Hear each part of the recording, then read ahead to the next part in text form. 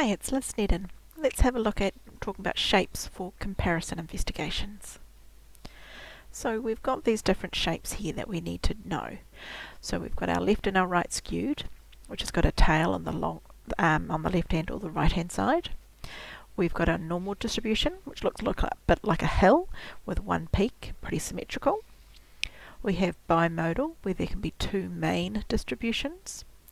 And we've also got uniform, which is when we've got some very straight sides and quite a flat top. So two quite common ones that we want to be able to recognise are our left and our right skewed. So with the left skewed, there's a longer tail on the left hand side and the data is all packed together on the right hand side.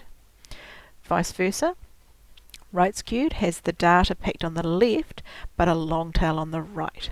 So it's always the direction of the long tail.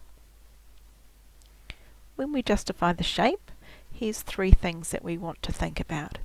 We want to think about the number of peaks. Now I'm not talking about the modes, how many tall individual modes there are. I'm looking at a general pattern of peaks. Okay. I want to know if there is skewness, and I want to know whether or not it's symmetric. So if I look at this example here, I'm looking for a general pattern. So I don't want to see this kind of skyline approach and kind of every little up and down you go around. We don't want to do that. What we want to do is something like this, where it's a very general swish over the top, and then we want to identify what pattern that is. So we want to think about it as if it's coloured in and think, okay, well that looks like two main peaks. That might be bimodal data. So let's look at our example here. So we've got our wall sit times for males and females. Draw our line over the top and shade it in. So for females, it looks like there's more data on the left and it's a bit more spread out, longer tail on the right hand side. So that to me looks more like a right skewed distribution. So that's what we want to say.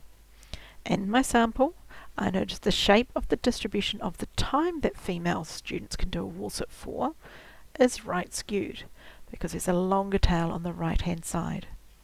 So notice I refer to the group, the female students, and I refer to the distribution of time that they do a wall sit for.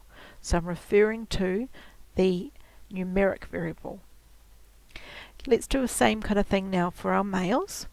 So males, we do the shape over the top, colour that one in, and think again the data's a lot more data on the left hand side, a little more spread out, longer tail on the right hand side.